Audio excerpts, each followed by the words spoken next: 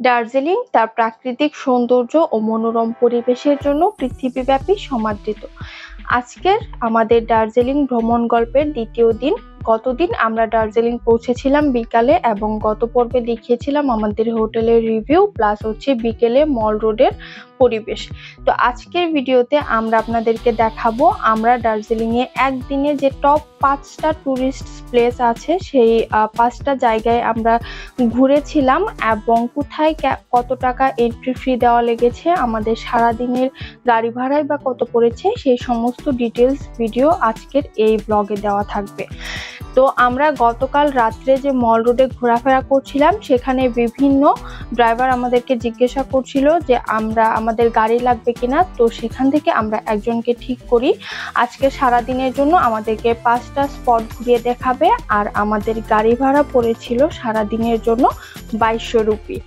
তো আমরা সকাল সকাল বের হয়ে পড়লাম আমাদের প্রথম স্পটের উদ্দেশ্যে। তো আমরা খুব সকালে বের হয়েছিলাম, হোটেলের যে কমপ্লিমেন্টারি ব্রেকফাস্ট ছিল সেটা আমরা করিনি। তো আমরা রাস্তায় একটা রেস্টুরেন্ট টাইপ এখানে বসে পড়লাম সকালে নাস্তা করার জন্য। এখন সকাল 7:30 বাজে।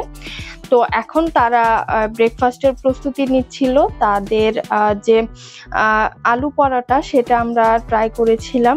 তাদের কিন্তু এখনো কোনো কিছু রেডি হয়নি, তারা মাত্র তাদের দোকানটা খুলেছে। তো এখানে লাইভ কিচেনের মতন তারা আপনাদের সামনেই কিভাবে মেক করছে খাবারটা সেটা আপনারা দেখতে পারবেন। তো এখানকার আলু পরোটার সাইজ কিন্তু খুবই বড় ছিল, একজনের জন্য যথেষ্ট, পেট ভরে যাবে আপনার একজন খেলে। তো আমরা দাঁড়িয়ে দাঁড়িয়ে তাদের রান্না করা দেখছিলাম এবং এখান থেকে ব্রেকফাস্টটা শেষ করে আমরা চলে গেলাম আমাদের প্রথম স্পট একটা টি গার্ডেনে। তো দার্জিলিং এসেছি আর চা বাগান ঘুরে দেখবো না তা তো হয় না, দার্জিলিং এর সব জায়গায় চা বাগান দেখা যায় আশেপাশে। তো আমরা সেরকমই একটা চা বাগানে ঢুকে পড়লাম। এখানে বেশ সুন্দর ছিল এবং এখান থেকে কিন্তু কাঞ্চনজঙ্ঘা এখন পর্যন্ত দেখা যাচ্ছিল। তো আমরা খুবই লাকি ছিলাম যে আমরা একদম দুপুর পর্যন্ত কাঞ্চনজঙ্ঘা দেখা পেয়েছি। আমরা যে স্পটগুলোতে গিয়েছিলাম দুপুর 12টা পর্যন্ত আমরা অনেক সুন্দর একদম পরিষ্কার ভিউ দেখতে পেয়েছি। চা বাগানের উপর পাহাড়, তার পাশে এত সুন্দর কাঞ্চনজঙ্ঘার ভিউ সহ এই জায়গাটা জাস্ট অসাধারণ লাগছিল, নিজের চোখে দেখে আসলে বিশ্বাস করার মতন না। দার্জিলিং এসেছি, এই সৌন্দর্যগুলো আমরা আপনাদেরকে দেখাবো প্লাস আমরাও দেখব। তো আমরা এখন আমাদের দ্বিতীয় স্পটের উদ্দেশ্যে রওনা দিয়েছি। দ্বিতীয় স্পট আমাদের রূপওয়েতে আমরা চড়বো। তো রূপওয়েতে আমরা বেশ সকাল সকাল যাব, সেই জন্য আমাদের দ্বিতীয় স্পট হিসেবে রূপওয়েটাকে সিলেক্ট করে রেখেছিলাম, কারণ যত বেলা হবে রূপওয়েতে আসলে ভিড় বাড়তে থাকবে এবং টিকিটের জন্য একটা লম্বা লাইনে দাঁড়িয়ে থাকতে হয়।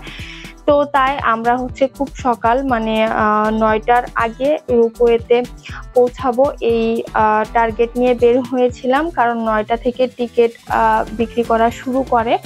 তো আমরা আসলে এখানে বুঝতে পারছিলাম না যে কোন দিক দিয়ে রূপওয়েতে যাব। তারপর আমি একটা ভিডিওতে দেখে গিয়েছিলাম যে এখান দিয়ে একটা ছোট খাড়া সিঁড়ি আছে, এই সিঁড়ি দিয়ে উপরে উঠলেই রূপওয়ের যে টিকিট কাউন্টার সেটা পাওয়া যায়। তো আমরা দেরি না করে এই দিক দিয়ে রূপওয়ে টিকিট কাটার জন্য চলে যাচ্ছি।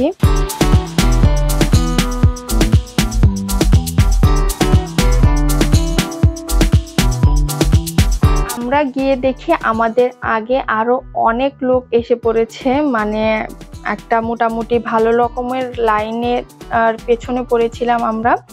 তো এখনো কিন্তু টিকিট বিক্রি শুরু হয়নি, যেহেতু এখনো 9টা বাজেনি, 8:30টার কিছু বেশি বাজে।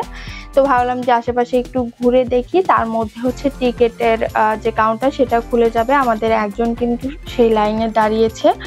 এখানেও দেখলাম যে কিছু দোকান রয়েছে যেগুলোতে তাদের লোকাল কিছু ড্রেস পাওয়া যায়, শীতের কাপড়, তারপরে বিভিন্ন ধরনের চকলেট, চা পাতা, এই ধরনের কিছু আইটেম এখানে পাওয়া যায়।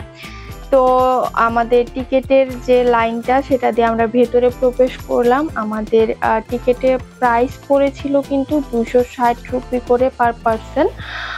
আর আমাদের যে বাচ্চা ছিল তার কোনো টিকিট লাগেনি, যেহেতু তার বয়স 3 বছরের কম। 3 বছর থেকে 7 বছর পর্যন্ত বাচ্চাদের টিকিটের প্রাইস কিন্তু পড়ে 130 রুপি করে।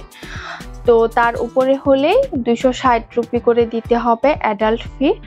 তো এখান থেকে আমাদের যে রোপওয়ের জার্নিটা শুরু হলো, রোপওয়ের জার্নিটা কিন্তু অনেক সুন্দর ছিল। যারা দার্জিলিং আসবেন রোপওয়ে কিন্তু কোনোভাবেই মিস করবেন না। চা বাগানের উপর দিয়ে রোপওয়েতে, এটা কিন্তু খুব আস্তে আস্তে চলছিল, খুবই এনজয় করেছিলাম আমরা এই পুরো সময়টা। আপ ডাউনের সময় লেগেছিল কিন্তু 20 মিনিট 40 মিনিটের মতো। আর টোটাল যে আপ ডাউনের যে দূরত্বটা সেটা হচ্ছে 5 কিলোমিটার। তো উপর থেকে চা বাগানগুলো দেখতে অনেক বেশি সুন্দর লাগছিল। আর একটু পরপর আমাদের পাশ দিয়ে কেবল কারগুলো যে ক্রস করছিল সেটাও বেশ দেখতে খুব সুন্দর লাগছিল।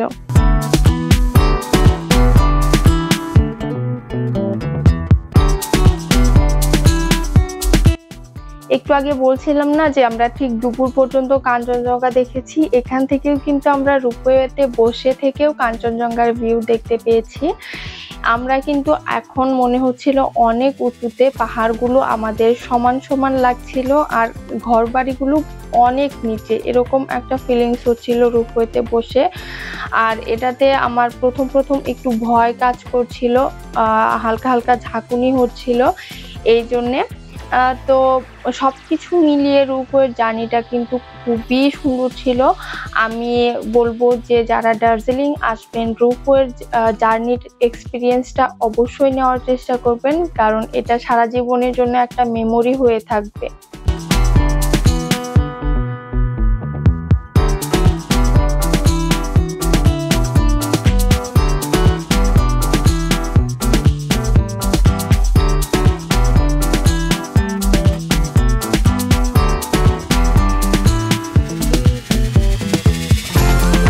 তো আমরা আমাদের পরবর্তী স্পটে চলে আসলাম, পিস প্যাগোডা। তো এটা হচ্ছে মেইনলি একটা জাপানিজ টেম্পল। এটা মূলত তাদের শান্তির প্রতীক হিসেবে তারা পৃথিবীর বিভিন্ন জায়গায় এরকম করে বানিয়ে রেখেছে। তো আমরা এখানে এসে খুব সুন্দর একটা পরিবেশ পেলাম, খুব সুন্দর চারপাশ, খুব পরিষ্কার, সাজানো গোছানো, ফুল গাছ লাগানো, একদম মানে পুরো জায়গাটা খুবই সুন্দরভাবে মেনটেন করা। আর এখানে মানুষজন খুব বেশি ছিল না, যেহেতু আমাদের এখন সকাল সকালই বলা চলে, 10:30টার মতন বাজে এখানে যখন আমরা পৌঁছি। তো এখানে বেশ আমরা ভালোই সময় কাটিয়েছি, অনেকটা সময় ধরে এখানে হাঁটাহাঁটি করেছি, বসে থেকেছি। আর যেই টেম্পলটা দেখা যাচ্ছে সেটা পুরোটাই হোয়াইট কালার, আকাশের নিচে একদম উঁচু উঁচু পাইন গাছের সমান সমান লাগছিল এখান থেকে দেখে। টেম্পলটা বেশ সুন্দর লাগছিল। আর এটাও কিন্তু দার্জিলিং এর আইকনিক একটা স্পট। এখানে যারা আসে তারা প্রথমেই হচ্ছে পিস প্যাগোডা দেখে যায়, কারণ এটা হচ্ছে একদম মল রোডের খুবই কাছে, 10 মিনিট মতন লাগে মল রোড থেকে পিস প্যাগোডায় চলে আসতে। তো আমরা হচ্ছে রাস্তায় যেতে যেতে একটা মনেস্ট্রিতে নামলাম, এটা হচ্ছে ডালি মনেস্ট্রি। এটা বাইরে থেকে দেখে আমাদের খুবই ভালো লাগছিল, খুব রঙিন চকচকে একটা বিল্ডিং। তো আমরা এখান থেকে ভেতরে ঢুকবো এখন। এন্ট্রি ফি লেগেছে আমাদের পার পার্সন 20 রুপি করে। তো পার পার্সন 20 রুপি দিয়ে এই মনেস্ট্রির ভেতরে ঢুকলাম আমরা। আর এটা কিন্তু তাদের একটা উপাসনালয়, বৌদ্ধদের তাদের যে ধর্মীয় পূজা সেটাও কিন্তু এই টাইমে এখানে হচ্ছিল। আমরা একটু পরে আপনাদেরকে দেখাবো সেই কাজগুলো। তো আমরা আস্তে আস্তে উপরের দিকে উঠছিলাম। এটা উপরে গেলে আসলে দার্জিলিং শহরের একটা আংশিক ভিউ দেখা যায়, সেই জন্যই উপরে উঠছিলাম। তো এই যে দেখেন এখানে তাদের ধর্মের যে কাজগুলো সেগুলো তারা করছিল। আর এখানে কিন্তু কোনো ছবি বা ভিডিও ধারণ করা যাবে না এরকম কোনো নিষেধাজ্ঞা ছিল না। অনেক উপাসনালয়ে দেখা যায় এই ধরনের কিছু রেস্ট্রিকশন থাকে, কিন্তু এখানে এই ধরনের কিছু রেস্ট্রিকশন ছিল না বিধায় আমরা তাদের যে কাজগুলো সেগুলো কিছুক্ষণ দাঁড়িয়ে দেখলাম প্লাস এনজয় করলাম। আর এই যে আমরা একটা খুব সুন্দর জায়গায় চলে আসলাম। এখান থেকে কিন্তু অনেক সুন্দর ভিউ দেখা যায়, একদম খোলা মাঠের মতো। আমার ছেলে এখানে খুবই খুশি, সে নেমে দৌড়াদৌড়ি করছিল। আর এই যে বিল্ডিংটা, এটার যে স্ট্রাকচার, ডিজাইন, কালার সবকিছু মিলিয়ে একদম অনেক সুন্দর লাগছিল দেখতে। খুবই রঙিন একটা ভাইব দিচ্ছিল। তো এখানেও কিন্তু বসার জায়গা আছে, এখানে কিছুক্ষণ বসে রেস্ট করে আমরা তারপরে বের হয়ে যাব। তো এই যে এখান থেকে কিন্তু খুব সুন্দর একটা ভিউ দেখতে পাওয়া যায় দার্জিলিং এর। তো এখানে বসেও আমরা বেশ খানিকটা সময় কাটিয়েছি। এখানে খুব সুন্দর শান্ত নিরিবিলি একটা পরিবেশ পেয়েছিলাম আমরা, যেখানে আমরা বেশ অনেকটা সময় বসে থেকেছি।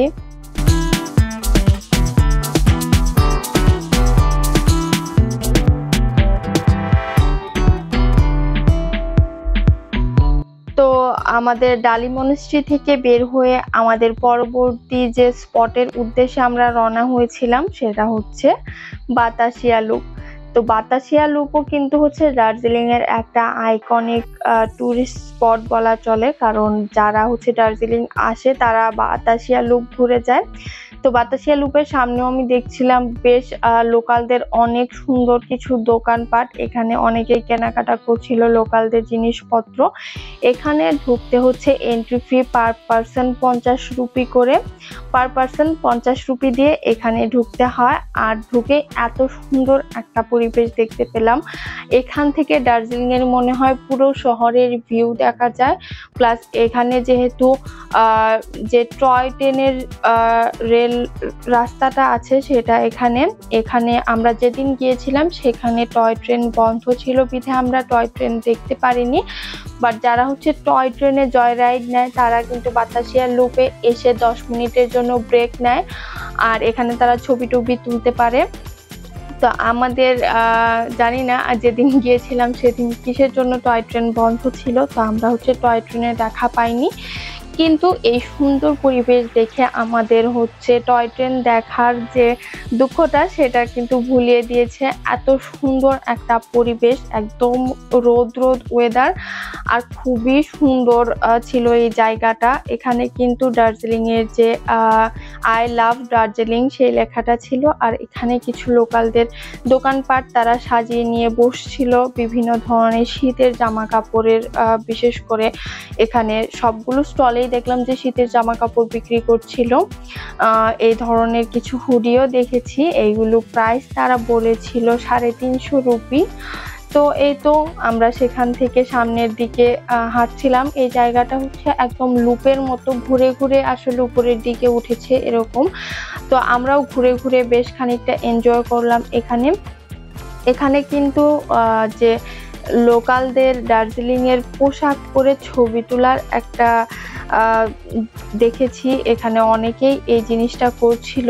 দার্জিলিং এর যে তাদের নিজস্ব পোশাক, সেই পোশাকটা পরে এখানে বিভিন্ন ধরনের ছবি তুলছিল। সম্ভবত 100 রুপি করে নিচ্ছিল, যতক্ষণ ইচ্ছা পরে ছবি তোলা যাবে, টাইমের ক্ষেত্রে কোনো রেস্ট্রিকশন ছিল না। তো এই জায়গাটা আমরা অনেকক্ষণ ধরে ঘুরলাম, ঘুরে বেরিয়ে পড়লাম আমাদের পরবর্তী গন্তব্য এবং আজকের শেষ গন্তব্য 5 নম্বর প্লেস কোনটা সেটা দেখতে হলে সাথেই থাকুন।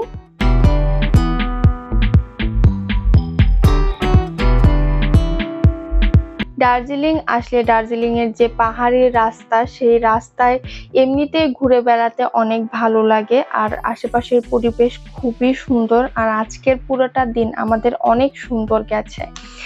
তো আমাদের 5 নম্বর যে জায়গাটা সেটা হচ্ছে রক গার্ডেন দিয়ে ঢুকতেই এত সুন্দর একটা ঝর্ণা পড়েছে।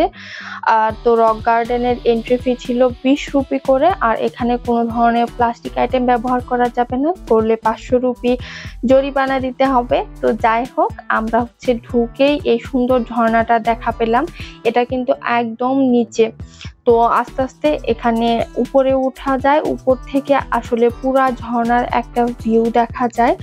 আর এখানে একটা পার্কের মতন করে সুন্দর রাস্তা করে দেওয়া আছে, মাঝে মাঝে ব্রিজ। তো এই ব্রিজগুলোতে খুবই সাবধানে হাঁটা লাগবে। অনেকেই দেখছিলাম এখানে পিছলে যাচ্ছিল, একজনের পায়ে অনেক বেশি হয়তো ব্যথা পেয়েছে। তো আমরা খুব সাবধানে আস্তে আস্তে উপরের দিকে উঠছিলাম। এই উপরের দিকে উঠাটা আসলে একটু কষ্টের, বাট উপর থেকে যখন ঝর্ণার ভিউ দেখা যায় তখন আসলে এই কষ্টকে কষ্ট মনে হয় না। উপরে উঠতে আপনার 10 থেকে 15 মিনিটের মতন হাঁটা লাগবে। তো 10 থেকে 15 মিনিট হাঁটলে একদম যে লাস্ট যে স্পট এই রক গার্ডেনে সেখানে পৌঁছে যাওয়া যায়। সেখান থেকে একদম পুরো ঝর্ণাটা দেখা যায়। ঝর্ণাটা কিন্তু কয়েকটা ভাগে পড়ছিল, যেমন একটা ভাগ এই জায়গাতে পড়েছে, এখানে উপর দিয়ে একটা ব্রিজ দেওয়া, তার নিচে যে আরেকটা জায়গায় ঝর্ণা পড়েছে সেখানে আবার ব্রিজ দিয়ে ওই পারের সাথে কানেক্ট করা। রক গার্ডেনটা আসলে এইরকম। আর আমাদের রক গার্ডেন এসে মনে হয়েছে আমাদের ট্যুর কমপ্লিট হলো। এত সুন্দর একটা জায়গা, এত সুন্দরভাবে মেনটেন করা, এখানেও কিন্তু কোনো ময়লা আবর্জনা কিচ্ছু নেই, রাস্তাঘাট অনেক পরিষ্কার, নিট অ্যান্ড ক্লিন। তো আমরা বেশ খানিকটা উপরে চলে এসেছি, এখনো দেখছি বেশ উপরে যেতে হবে। তো আমরা আস্তে আস্তে রিল্যাক্সে রেস্ট নিয়ে নিয়ে উপরের দিকে উঠছিলাম।